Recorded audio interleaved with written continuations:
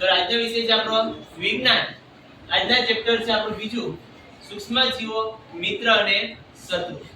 તો આપણે આ ચેપ્ટરમાં પહેલા શીખશું કે સૂક્ષ્મજીવ એટલે શું અને આ સૂક્ષ્મજીવ કોને કહેવામાં આવે છે આપણે એક પ્રયોગ દ્વારા સમજીશું. તો સૂક્ષ્મજીવની પહેલા વ્યાખ્યા આપે તો એમાં શું છે કે સૂક્ષ્મજીવ એને કહેવામાં આવે છે કે એવા સજીવ કે જેને આપણે નળી આંખે જોઈ શકતા નથી, એવા સજીવને શું કહેવામાં આવે છે? સૂક્ષ્મજીવ કહેવામાં આવે છે. જેમ કે આપણે વાત કરીએ કે નળી આંખનો મતલબ કે આપણે ડાયરેક્ટ એને ન જોઈ શકતા હોય, એને જોવા માટે કેટલાક સાધનોનો ઉપયોગ કરવો પડે. એવા સાધનો કે જે નાની વસ્તુ છે એ આપણને કેવી બતાવે?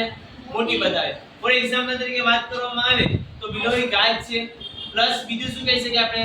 સૂક્ષ્મદર્શક કેન્દ્ર, જેને આપણે શું કહી શકતા હોય ઇંગ્લિશમાં માઇક્રોસ્કોપ કહીએ છીએ. તો આવા સાધનોનો ઉપયોગ કરી અને આપણે આ નાના સજીવને જો મોટા જોઈ શકતા હોય તો એવા સાધનોને માઇક્રોસ્કોપ અથવા બિલોરી કાચ કહેવાય છે. ને એવા સજીવને શું કહેવાય છે? સૂક્ષ્મજીવ કહેવામાં આવે છે. તો આપણે આજે આ સૂક્ષ્મજીવને પ્રયોગ દ્વારા સમજીએ તો આપણે ફોર એક્ઝામ્પલ તરીકે આપણે શું લેશું? આજે બ્રેડ લેશું. અહીંયા છે આપણી પાસે શું છે? બ્રેડ છે. હવે આ બ્રેડને આપણે શું કરવાનું છે? 2 થી 3 દિવસ માટે ભેજવાળું વાતાવરણ હોય અથવા ખુલ્લા વાતાવરણમાં મૂકી દેવાનું છે. આ બ્રેડને 2 થી 3 દિવસ માટે ખુલ્લા વાતાવરણમાં અથવા ભેજવાળા વાતાવરણમાં શું કરવાનું છે? રાખી મૂકવાનું છે. તો આપણે 2 થી 3 દિવસ પછી અવલોકન કરતા જણાશે કે આના ઉપર એક સફેદ જેવી રચના જોવા મળશે. સફેદ ભાગ જેવી રચના જોવા મળશે. આ સફેદ ભાગ જેવી રચનાને આપણે બિલોરી કાચ કે સૂક્ષ્મદર્શક કેન્દ્રમાં જોતા આપણને એક સજીવ જેવું જોવા મળશે. એ સજીવને શું કહેવામાં આવે છે? ફૂગ કહેવામાં આવે છે. સજીવને શું કહેવામાં આવે છે? ફૂગ કહેવામાં આવે છે. આજે આપણે આ ફૂગને કહી શકીએ કે ફૂગ એ શું છે?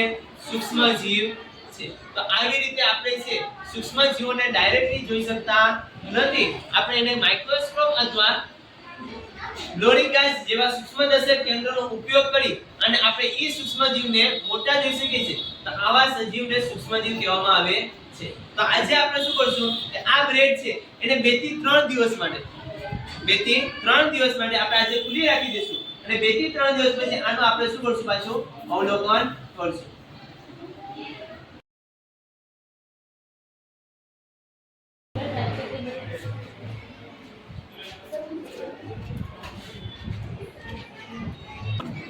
આજે આપણે 3 દિવસ બાદ આ પ્રયોગ કરેલો હતો કે જે આપણે બ્રેડ ઉપર એક ફૂગ નામની જોવાના હતા.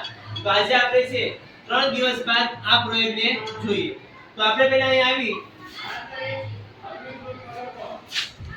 આપણે અહીંયા બ્રેડ ઉપર જોતા આપણને 3 દિવસ પછી બ્રેડ ઉપર નાના સૂક્ષ્મ જીવ જેવી એક તાંત્રા જેવી રચના જોવા મળી છે.